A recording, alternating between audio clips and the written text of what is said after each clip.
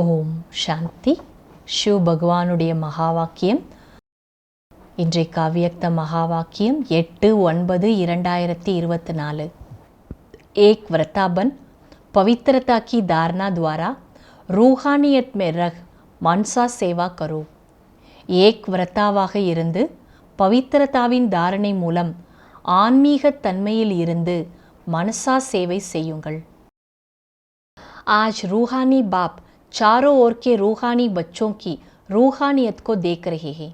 இன்றைக்கு ஆன்மீக தந்தை நாலா பக்கங்களிலும் இருக்கக்கூடிய ஆன்மீக குழந்தைகளின் ஆன்மீக தன்மையை பார்த்து கொண்டிருக்கிறார். ஹரேக் பச்சே மே ரூஹானியத் கி ஜலக் கித்னி ஹை. ஒவ்வொரு குழந்தைகிட்டையும் ஆன்மீக தன்மையோட ஜொலிப்பு எவ்வளோ இருக்கு. ரூஹானியத் நயனோ சே பிரத்யக்ஷ ஹோத்தி ஹை. ஆன்மீக தன்மை கண்கள்ல இருந்து தான் வெளிப்படும். रूहानियत की शक्ति वाली आत्मा सदा नयनों से औरों को भी रूहानी शक्ति देती है. ஆன்மீக சக்தி இருக்கிற ஆத்மா தன்னோட கண்கள் மூலமாக பிறருக்கு ஆன்மீக சக்தியை கொடுப்பாங்க. रूहानी मुस्कान औरों को भी खुशी की अनुभूति कराती है. ஆன்மீக புன்சிரிப்பு பிறருக்கும் குஷியோட அனுபவத்தை ஏற்படுத்தும். उनकी चलन और चेहरा फरिश्ते के समान डबल लाइट दिखाई देता है. அவங்களுடைய நடத்தை மற்றும் முகம் फरिश्ताக்களுக்கு சமம் டபுள் லைட்டாக தென்படும். ऐसी रूहानियत का आधार है पवित्रता. ஆனால் அப்படிப்பட்ட ஆன்மீக தன்மைக்கான ஆதாரம் பவித்திரதா. जितनी जितनी मन वाणी कर्म में पवित्रता होगी उतनी ही रूहानियत दिखाई देगी. எந்த அளவுக்கு எண்ணம் சொல் செயல்ல பவித்திரதா இருக்கோ அவ்வளோ ஆன்மீக தன்மை வெளிப்படும். பவித்திரதா பிராமன் ஜீவன் கா ஸ்ருங்கார். பவித்திரதா தான் பிராமண வாழ்க்கையின் அலங்காரம். पवित्रता ब्राह्मण जीवन की मर्यादा. पवित्रता दा ब्राह्मण वाळ्कैयोड नियमम. तो बाप दादा हर बच्चे की पवित्रता के आधार पर रूहानियत को देख रहे. ஆகையால பாப் தாதா ஒவ்வொரு குழந்தைங்களுடைய பவித்திரதாவோட ஆதாரத்தில் அவங்களுடைய ஆன்மீக தன்மையை பார்த்து கொண்டிருக்கிறார். रूहानी आत्मा इस लोक में रहते हुए भी अलौकिक फरिश्ता दिखाई देंगे. ஆன்மீக தன்மை இருக்கிற ஆத்மா இந்த உலகத்தில் வாழ்ந்தாலும் अलौकिक फरिश्तावा தான் எல்லாருக்கும் தென்படுவாங்க. तो अपने आप को देखो चेक करो. ஆகையால் தன்னைத்தானே பாருங்க, செக் பண்ணுங்க. हमारे संकल्प बोल में रूहानियत है. என்னுடைய எண்ணம் என்னுடைய வார்த்தையில் ஆன்மீக தன்மை இருக்கா. रूहानी संकल्प अपने में भी शक्ति भरने वाले हैं और दूसरों को भी शक्ति देते हैं. ஆன்மீக எண்ணங்கள் தனக்குள்ளே சக்தியை நிறைக்கும், பிறருக்கும் சக்தி கொடுக்கும். जिसको दूसरे शब्दों में कहते हो रूहानी संकल्प मनसा सेवा के निमित्त बनते हैं. இதை தான் வேறு வார்த்தையில் என்ன சொல்கிறோமா, ஆன்மீக எண்ணங்கள் மனசா சேவைக்கு நிமித்தமானவை. रूहानियत बोल स्वयं को और दूसरे को सुख का अनुभव कराते हैं. ஆன்மீகமான வார்த்தைகள் தனக்கும் மற்றவர்களுக்கும் சுகத்தோட அனுபவத்தை செய்விக்கும். शांति का अनुभव कराते हैं. शांतिயோட அனுபவத்தை ஏற்படுத்தும். एक रूहानी बोल अन्य आत्माओं के जीवन में आगे बढ़ने का आधार बन जाता है. ஒரு ஆன்மீக வார்த்தை பிற ஆத்மாக்களோட வாழ்க்கையை முன்னேற்றம் செய்வதற்கு ஆதாரமாகவே ஆயிடும். रूहानी बोल बोलने वाले वरदानी आत्मा बन जाता. அப்போ அப்படிப்பட்ட ஆன்மீக வார்த்தையை பேசுகிறவங்க வரதானி ஆத்மா ஆயிடுவாங்க.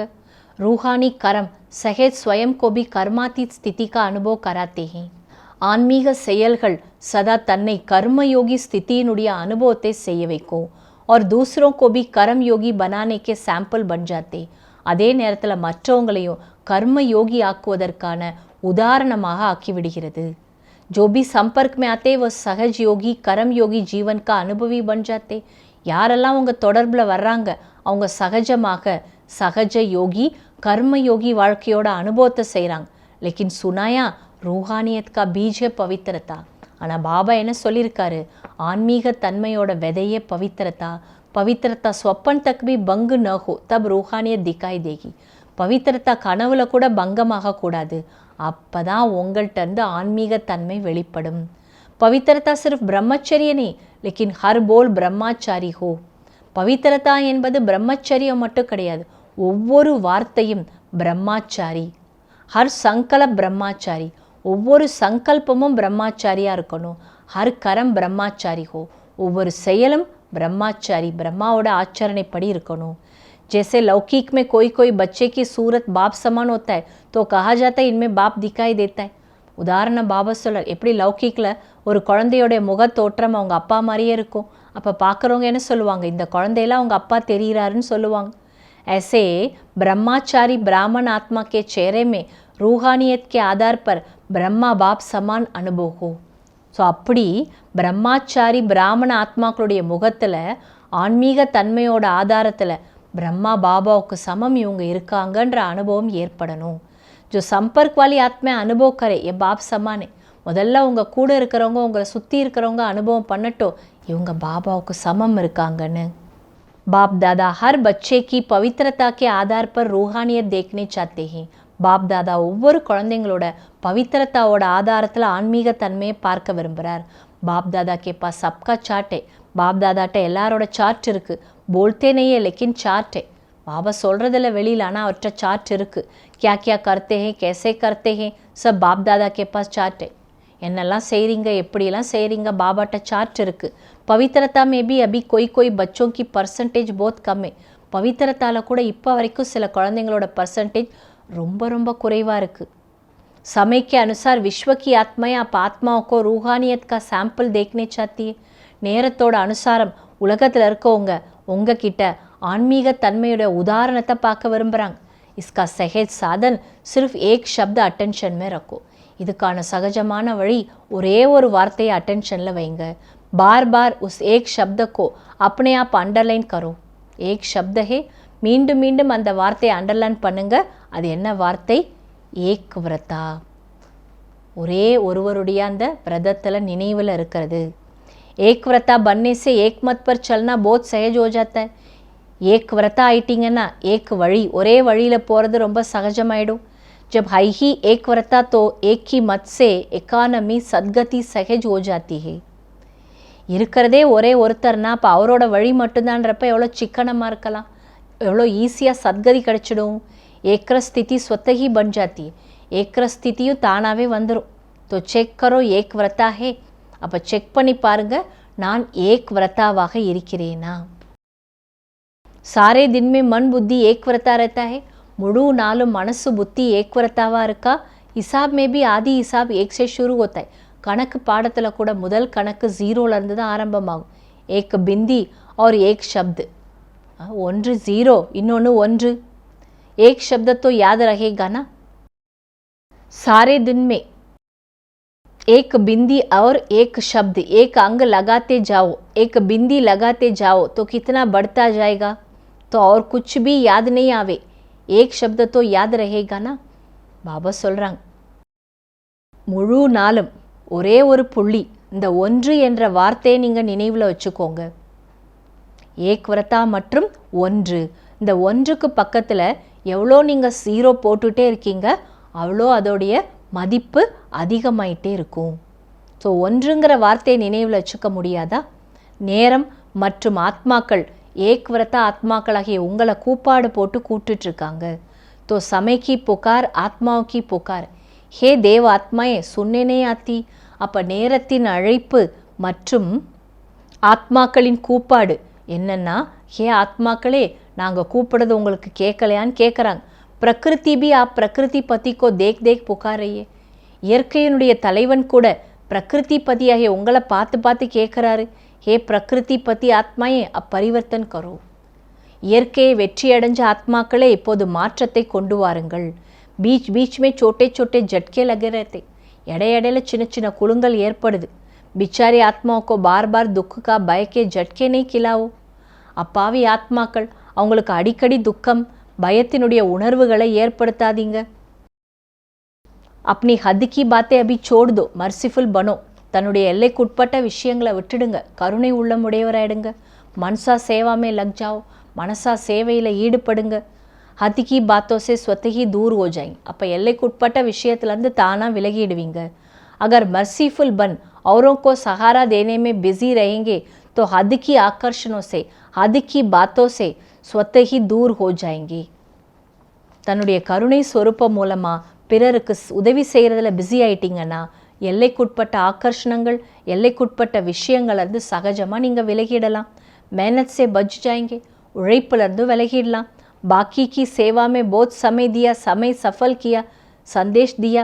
வார்த்தையினுடைய சேவையில் நிறைய சேவா பண்ணிட்டீங்க, நிறைய டைம் கொடுத்துட்டீங்க, நேரத்தை பயனுள்ளதாக்கி எல்லாருக்கும் பாபா செய்தியை கொடுத்துட்டீங்க. ஆத்மாவுக்கோ